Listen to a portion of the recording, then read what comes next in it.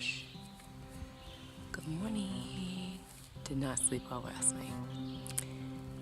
It didn't rain like crazy, but both of us woke up every hour and we didn't sleep so great. You know, the quilt was awesome. My pad was terrible. Sorry, inertial ozone. Not the pad for me. So we had breakfast. I'm all packed up now. Rachel's getting ready. And we're gonna hit the trail early. We're gonna do either 11.5 or 13 today, depending on how we feel. I just cracked my chin. My tent pole's really bad. Oh, stupid mistake. Rookie mistake. And we're hoping it doesn't pour all day. It's looking a little overcast, and there's a 50% chance, so we shall see. Okay, happy trails. Good morning. First night out in the woods. We're getting ready to leave camp. I'd say that we took about 2 hours to get all packed up and have breakfast and get ready to go because we got up around 6:30. Well, I did. And it's 8:30 now. But Not bad. It feels pretty nice outside. So hopefully we're gonna make some miles before it starts to thunderstorm again like it did yesterday. Yeah, that's our goal. All right, bye.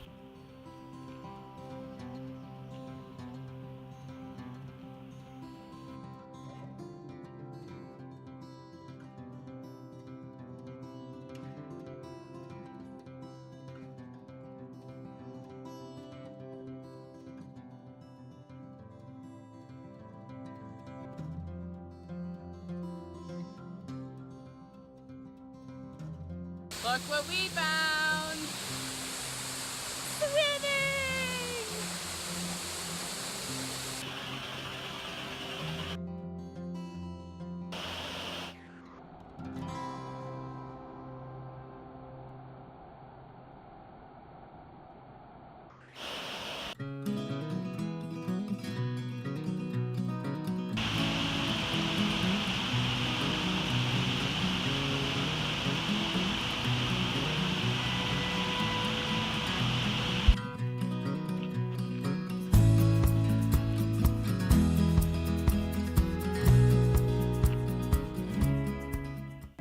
Okay, we made it to Hawk Mountain Shelter for lunch, and I'm super excited because they have a privy, and this is the best.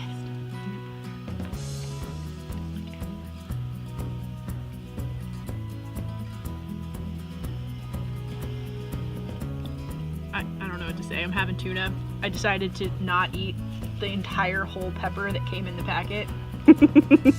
Smart choice. I might change my mind later. I don't know.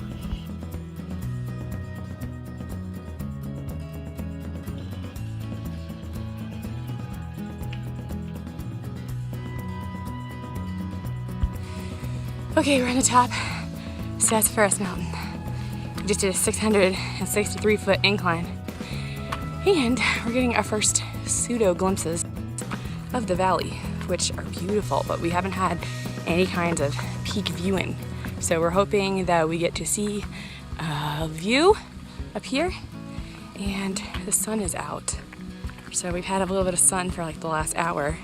It's the first sun we've had since we started yesterday, really, except a tiny bit last night. So no more doom and gloom. Oh man, we're getting some good workout. Okay, we did about 6 miles, I think. We're about halfway. Okay, see ya.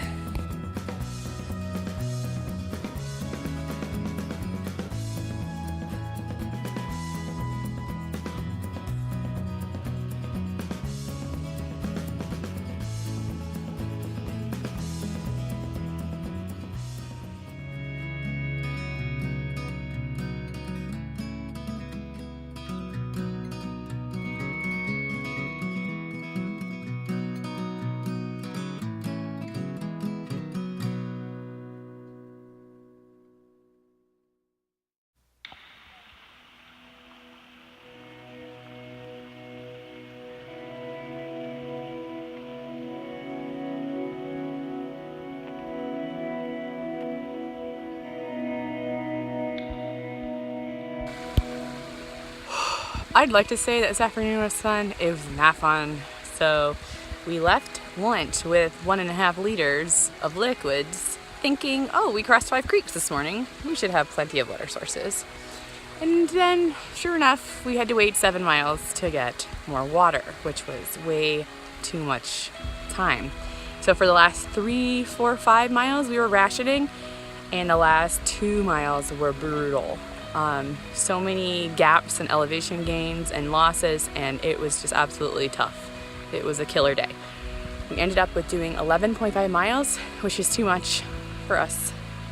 So tomorrow we're gonna have a shorter day. If Rachel still wants to hike with me, we will see. Okay, good night.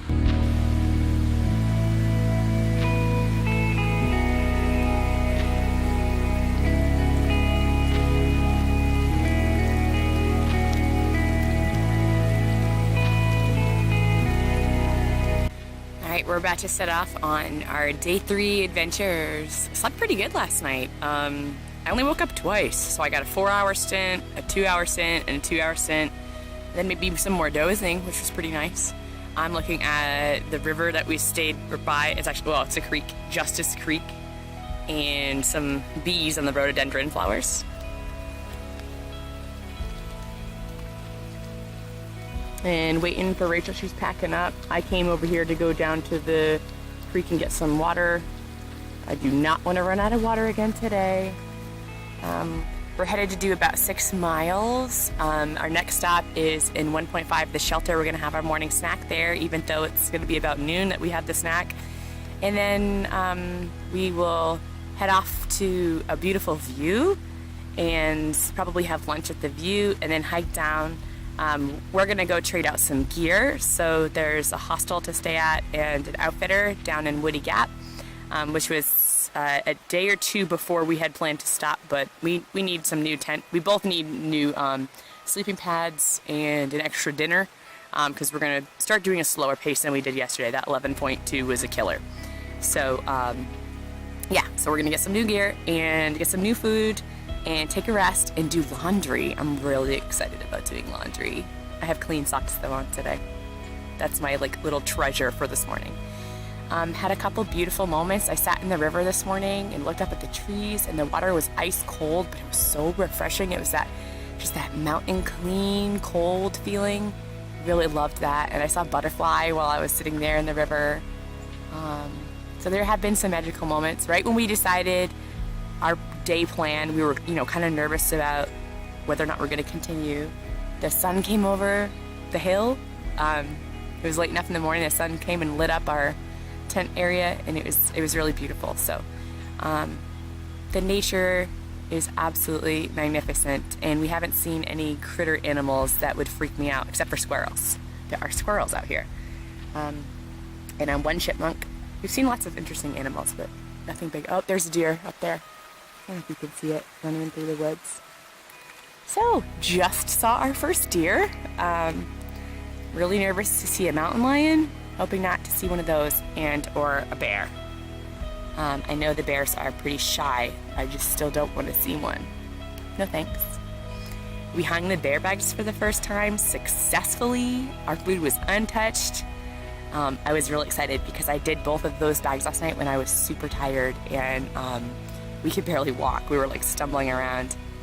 And I couldn't get them up very high, but I did find this tree that was leaning over the edge of the embankment, so it kind of would have been really tricky for a bear to get to without falling down into the river. So that was my plan. I thought, well, they're not very high up, but they're really tricky to get to, so that's what we did. And then we're gonna have like this nice, hopefully not too demoralizing hike today. We just want to stay out here, so like we don't want to keep doing mileage that kills us, that makes us really unhappy.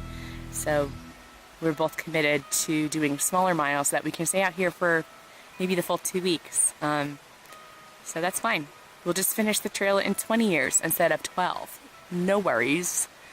So still having fun and excited to keep going. All right.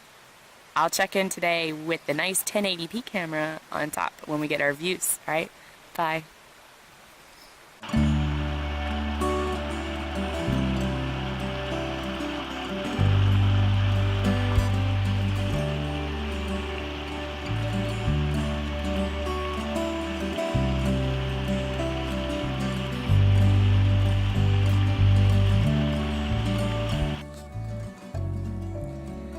So we're at Gooch Mountain Shelter, having a snack, recharging, using the privy, and then we're headed up Gooch Mountain. So taking it easy, getting some Gatorade, staying hydrated, eating snacks. Today is already better than yesterday. Surprisingly, my feet don't hurt at all. Like, feet feel really good. Hamstrings really tight. Everything, leg-wise, is struggling. But anyway, this is a really nice shelter. It's pretty clean. Do see some hiker trash, so they're not packing out their trash. There's like silica packets and like somebody left their, like over here you can see, somebody left their pot and cover there. But yeah, don't leave your trash, folks. Pack it out. What the heck? So, all right, we'll see you at the top of Gooch and then maybe at our first view. Bye. These birds are chasing a snake. That was a big snake.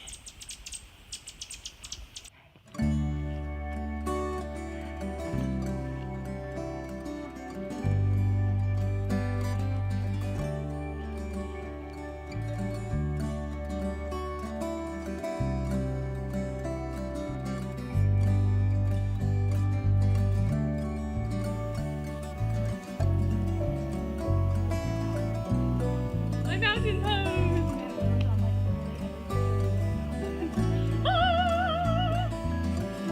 My happy state.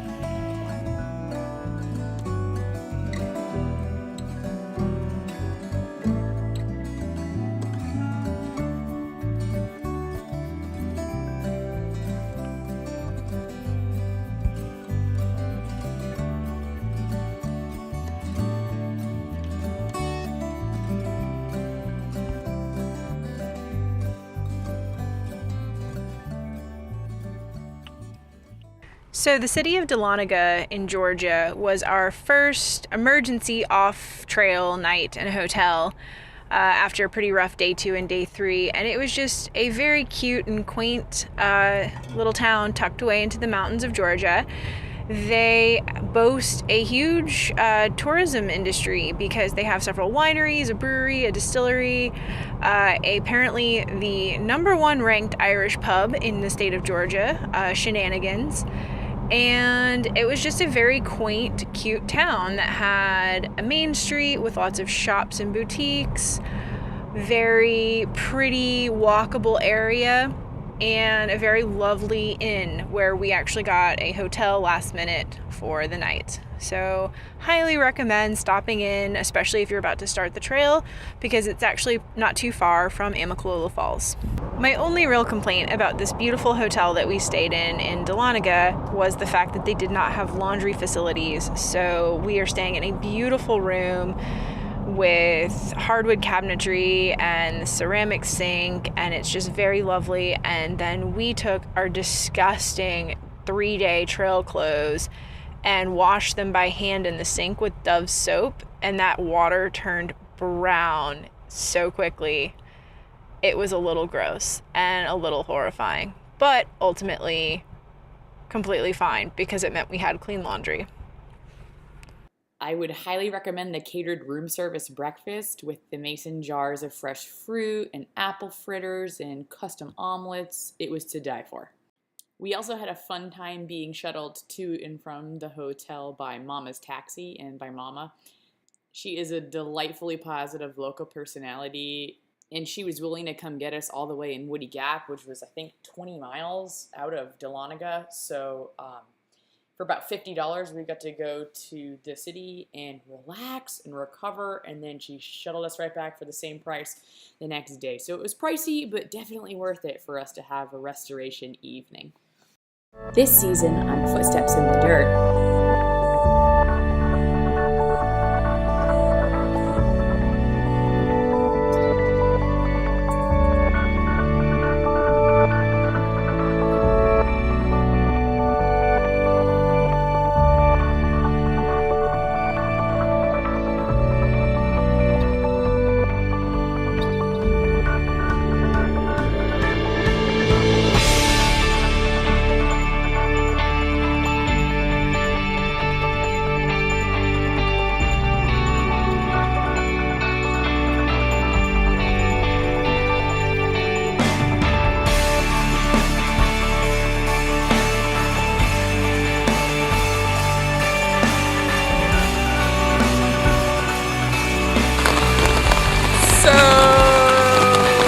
It's a little wild out.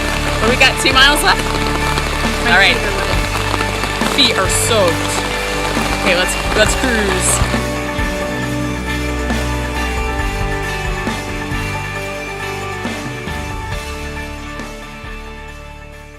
Welcome to the after show. Okay, day 2. I'm gonna let you start. Okay, so I'm not featured very much in day 2, and that's for a reason. And that reason is that It's not that I didn't want to film her. I just day 2 was hard. Day 2 started off actually really cool. We went to the waterfall. It was like a little bit off trail, which was beautiful. She got to swim. I got to refill my water. It was nice and cool in the morning. But then the heat wave happened. It got very hot. All of our water sources were dry. I don't know why we didn't fill up at Hawk Mountain Shelter. I don't remember how far off trail that water source was, but we should definitely have filled up at Hawk Mountain. I mean, it was a newbie mistake. It was at least a 2/10 or 3/10 of a mile off trail, and we were like, oh, well, there's another one coming up in a mile. Why would we walk like another half mile extra to get water? Not realizing that all of our water sources for the rest of the day would be dry. And that we were about to hike over Sassafras Mountain. Sassafras is on notice, as Aimee would say. I almost put a title slide that said, this ended up being the hardest mountain of the hike with the Sassafras Mountain because it was so much harder than Glen Mountain. It was so much harder for us at that time of day with no water and just being exhausted mentally and physically with the huge packs. Not only that, but there's like a million sassafrasses now that we've looked at the trail further up. So like every time I hit sassafras, I'm going to be like a little bit on. And there's one more coming. Yeah. Next year. But the mountain itself probably wasn't that bad. It was just really, really hard to do in high heat, high humidity, no water. Because there was no water, there were no snacks. Well, we were rationing at that point, so we were trying not to drink it all, yeah. I mean, we were rationing, but it essentially meant hiking with no water. We had like maybe a liter each for 7 miles, which is completely unacceptable for several hours in the afternoon in Georgia in July. Which we learned, and then we never did again. We did so many full carry days that were unnecessary. 4 extra liters of water. Phobia. But I mean, honestly, the last 2 or 3 miles weren't even bad. They were downhill. It was kind of rambling. It was a nice walk, but I was crying the whole time because I was thirsty and tired and I wanted to go home. Even I was thinking, this is so beautiful and I can't even appreciate it. There was no appreciation. And it was like a rhododendron tunnel and came around the corner of these hills and you could look down and see all these beautiful, it looked like fall scenes because all the leaves were on the ground, and I mean there were green leaves above us, but if you looked down it looked like the fall time, and there were probably some interesting animals that I wasn't looking out for as much. Yeah, I'd say the best part of the day was honestly getting to Justice Creek. Justice Creek was actually like a running, I'll call it a river. It wasn't really a river, it was a stream, brook or whatever. But we actually got there right around the time the sun was setting for us. It wasn't actually sunset, but we were in a valley, so the sun sets a lot earlier. Yeah. And there was a dad there with his 2 girls and I think a friend of the family. And they were filtering water for the evening. They decided to camp nearby, and we just kind of crashed and burned. I mean, I sat, took off my shoes, put my feet in the water, drank water through my filter for an hour without moving. You saw my videos where I went out to the hill and like found a camp spot for us and like set up my tent, and I was not moving. I was going to go swimming, and I didn't have energy, and it got dark by the time I was going to go swimming. I swam the next day. Yeah. Actually, no, I did kind of get in the water. Did a little bit, but I definitely swam the next morning. You can see my wet hair in the video. But shout out to this dad. He was from Florida, from Lake Wales. His daughters actually do softball competitions with probably some of our students. With our students, yeah.